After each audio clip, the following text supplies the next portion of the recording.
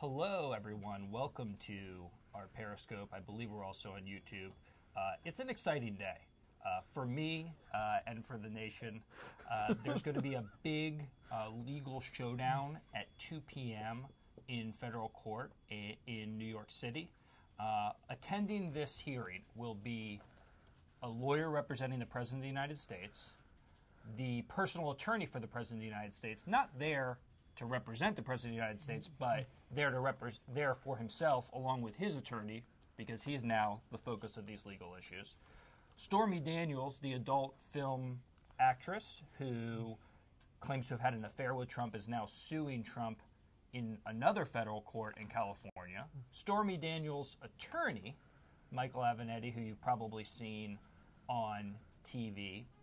So they'll all be there in front of Judge Wood. The issue at hand is these documents that were seized in an extraordinary raid that happened on April 9th. This could get pretty ugly. It could be pretty interesting. We'll have to see what happens. But here to break it all down with me is Jason Lincolns. I believe I pronounced that correctly. You did. You did. That was great. All right, so we're off to a good start. And so Jason is going to help us walk through. I'm allegedly an attorney, so I've been following this closely. And Jason's going to kind of help us walk through there so people can understand what's happening, because there's a lot of intersecting legal cases that are going on all at the same time. Lots of hearings. People may be a little bit confused, but we want to break it down because this could be, if you've been following the Mueller investigation, if you've been following these issues, this really could be the ball game. What happens and what transpires in this federal court this afternoon or in the future. So, Jason, I'm going to turn it over to you. So right off the top, we should note that what's broken out over the past week in terms of Michael Cohen's legal woes and by extension Donald Trump's legal woes are suddenly now a little bit in a different kind of part of the ballpark than Russian collusion. It's now very much looking like money, like non-disclosure agreements, Cohen's quasi-legal activities. What do you know about the way this kind of Michael Cohen's activities how specific can you get about Michael Cohen's activities? Well, I think we know from the reporting that a lot of this is focusing on the payments made to women. And we've known about Stormy Daniels. In that case, Cohen was directly representing Trump and paid Stormy Daniels $130,000 for this non-disclosure agreement, which the president never signed. But anyway, that was more straightforward. He was involved in a very murky sense with another payment made to former Playboy Playmate Karen McDougal, $150,000 that was paid to her by AMI, which is the parent company of the National Enquirer. And he didn't represent anyone in there, but was in contact with the attorney for the woman, a man named Keith Davidson. And reportedly, the federal government is interested in his involvement in that payment. Right. And then last week, which was pretty, just kind of blew me away, although it was buried in, us bombing Syria and all the other things that happened last week, was he represented a top Trump fundraiser. And for a fee of just $250,000, represented him and struck a deal with another Playboy Playmate. And Karen McDougal's lawyer went out and said, it's not Karen, it's someone else, some other one, for $1.6 million. This fundraiser apparently impregnated the woman, and Cohen was brought in to fix that. So it's these kind of payments where I think they're looking at bank fraud, they're looking at campaign finance violations. There's all sorts of things that may not directly implicate Russian collusion, but is causing problems. And also, I think, concerningly for Michael Cohen, is justifying all of the searches on his office, on his home, and then that's where it could get tied back in. So that's what I want to talk about next. Is last week, obviously, they raided his home, they raided his office, I think they raided his hotel room, and they took some certain amount of material. It was called materials. It might be phone conversations, email conversations. So two things that I think maybe you should explain or help us understand. The first one, a small thing, related to their judgment that Michael Cohen was not doing a lot of legal work despite being an attorney. Mm-hmm. The second being the nature of their arguments pertaining to attorney-client privilege. Cohen is fighting, and now Trump's gotten involved with a filing essentially saying that they want to be able to go through the material that was seized and pluck out this because it's privileged, pluck out that because it's privileged, pluck this out, all of which could throw off an investigation.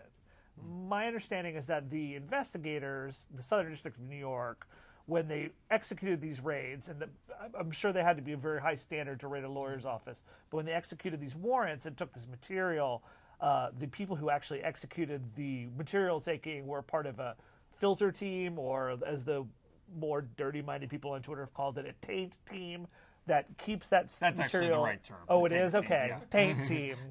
Love to be on Team Taint. Anyway, they stovepipe this material off from the investigators and are going through it to make their own determination about privilege. But what kind of legal ground does Trump and or Cohen have to stand as far as getting in there? So I think there's two aspects of their complaints, some of which are legitimate and some of which are fairly extraordinary.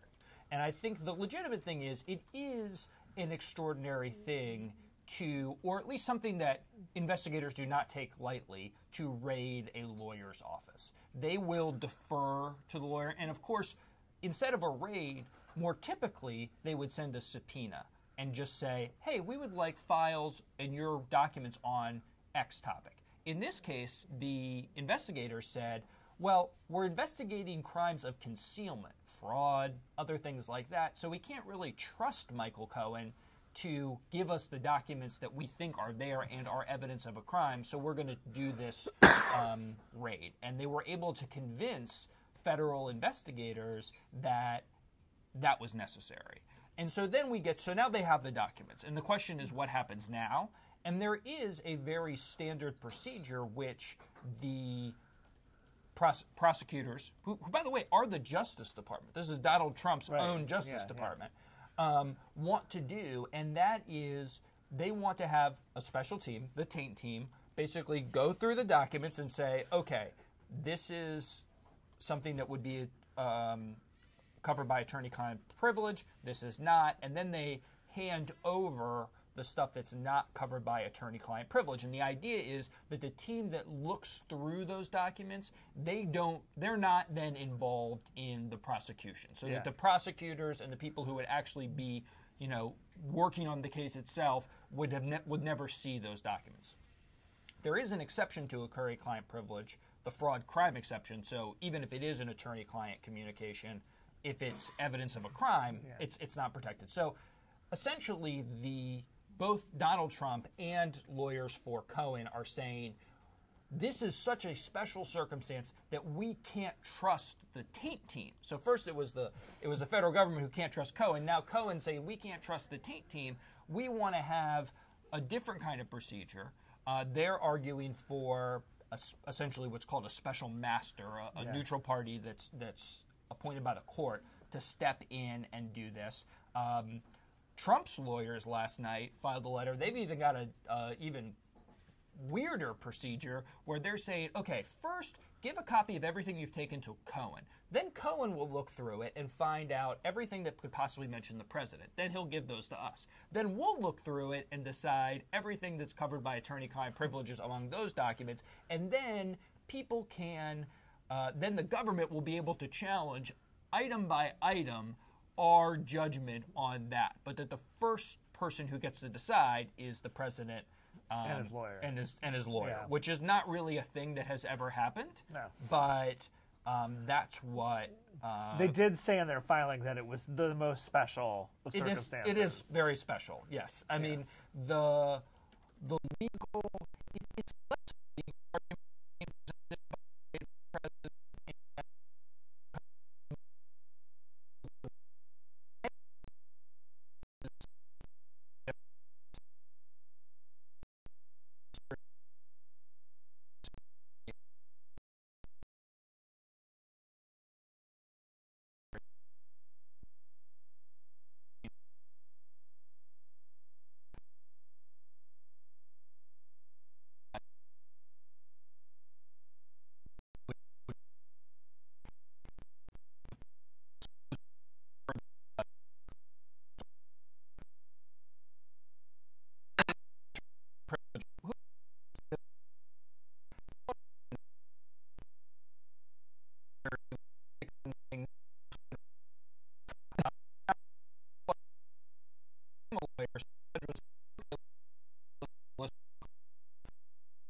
Not a case of this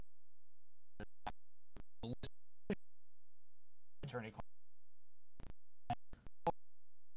by being by the clients basically doing it very feel like it effectively.